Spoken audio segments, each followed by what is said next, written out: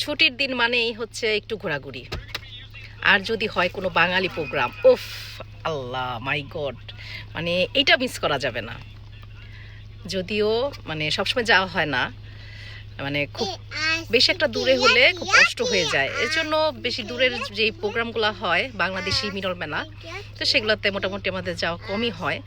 তো আজকে যাচ্ছি যেখানে বাসা থেকে খুব কাছেই 30 মিনিট, সুন্দর একটা আয়োজন করা হয়েছে বাঙালি অনেক পরিবার নিয়ে, 100-150 বাচ্চা টাচ্চা সহ সবাই মিলে 150-র মতো হবে।